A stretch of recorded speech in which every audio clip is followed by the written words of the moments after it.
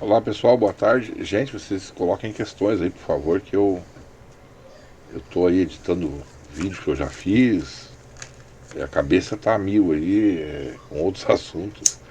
E eu funciono assim, através de pressão, né? Não sou o STF, mas funciono quando provocado.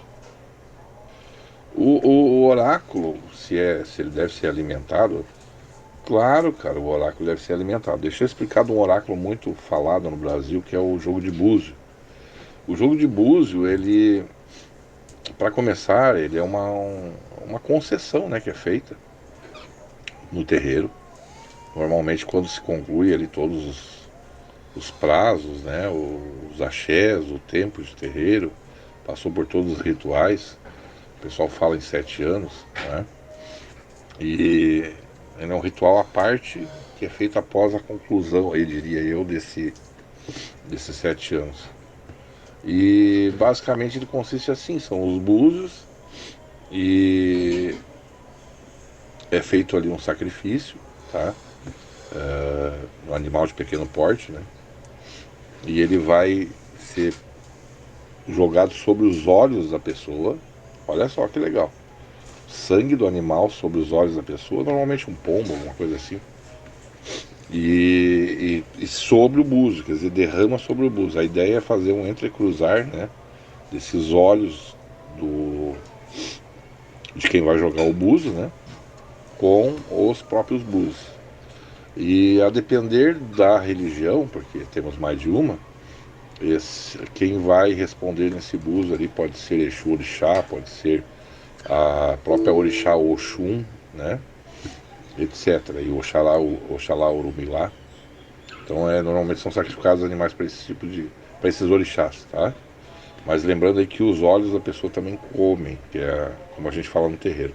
Isso eu estou falando de candomblé, batuque, santeria, etc, né?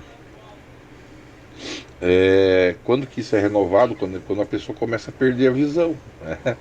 Ela começa, ou na confirmação de mais 7 anos. Então, o pessoal que é do candomblé fala aí em 7, 14, 21 anos, né? Então, o certo seria fazer um reforço disso. Então, o reforço é feito quando começa a se perder a visão, né? Ou falhar essa visão, ou quando dessa renovação de axés, tá?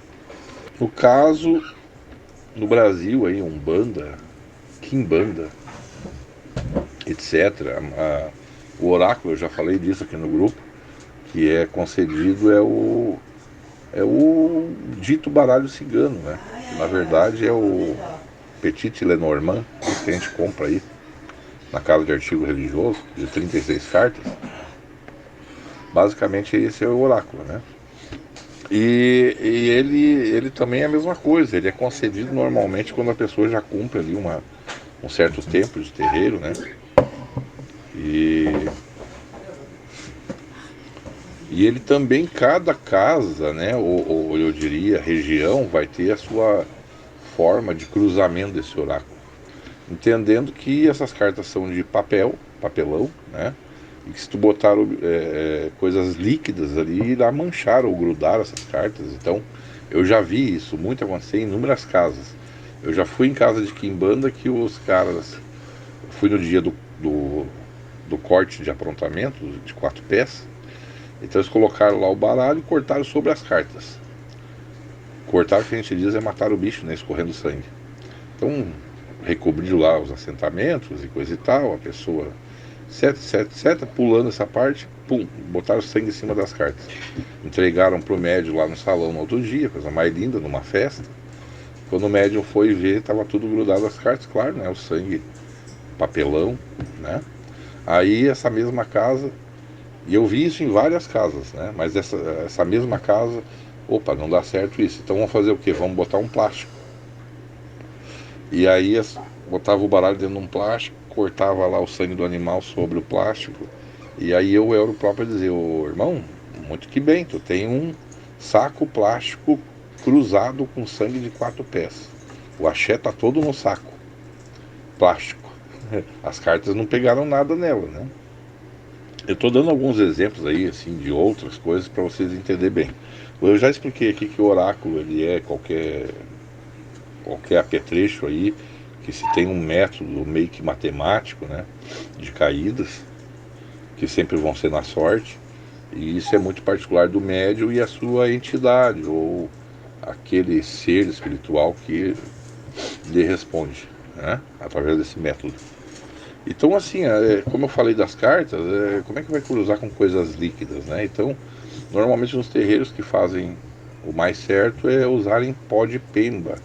A ideia do pó de pemba é assim: no cruzamento ou no encruzo, ele é rezada essa pemba, né? Ela passa por um cruzamento antes. E aí depois são feitas alguns símbolos nas cartas ali de forma simbólica e se usa o próprio pó dessa pemba encruzada, né? A lei de Pemba, né?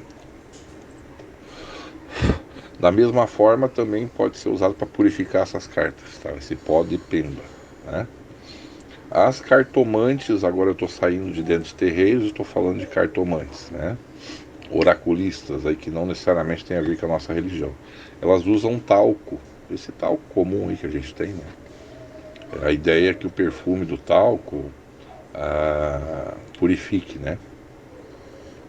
Mas seja talco, seja pó de pemba, que na verdade é giz, né? Ele vai fazer um efeito muito interessante. Ele vai acabar tirando a umidade do papel, do papelão da carta, né? Então vai facilitar também no deslizar uma carta sobre a outra, principalmente na hora de embaralhar. E é claro que se tu tira a umidade de papel e papelão, isso acaba durando muito mais. Então assim, a durabilidade daquilo também é maior. Mas eu fiz questão de falar aí de uns heróis, uns segredos aí de candomblé, batuque, santeria, etc., sobre o búzio, para mencionar a questão do cruzar os olhos, né? Eu não estou dizendo que tu tenha que pegar talco e jogar no teu olho e depois jogar na carta. Eu estou querendo dizer o seguinte: o... em comparação, né? O jogador, né? O jogador, seja de que oráculo for, né? O intérprete, é, é o aparelho pelo qual vai ser interpretado aquilo, vai ser falado. Então, assim, é tão importante quanto preparar o oráculo. Eu penso que mais ainda é preparar a pessoa que vai interpretar aquilo. Então, assim, uma pessoa com coerência, com honestidade, com independência. O que é isso? Independência é tu não se afetar emocionalmente, ou pelo menos tentar, né, não se afetar com o consulente, com os problemas do consulente, não levar aquilo para casa, tá? Então é muito importante fazer essa separação. Então assim, a maioria das pessoas prefere fazer algum tipo de ritual, né? Seja na hora de se conectar àquele oráculo, algum tipo de oração, acender uma vela, passar um perfume nas mãos também, que tem pessoas que perfumam os oráculos, né? Um perfume que pode ser ofertado, dedicado, né? Consagrado. Consagrado é tornar sagrado, né? Direcionado a alguma entidade específica, algum ser espiritual. E então assim, aquilo é uma forma de dizer, vou começar a jogar, né? Estou conectado, né? Botei a senha do Wi-Fi, estou conectado no Wi-Fi aqui, né? E espiritual. E também é muito importante haver um desligamento.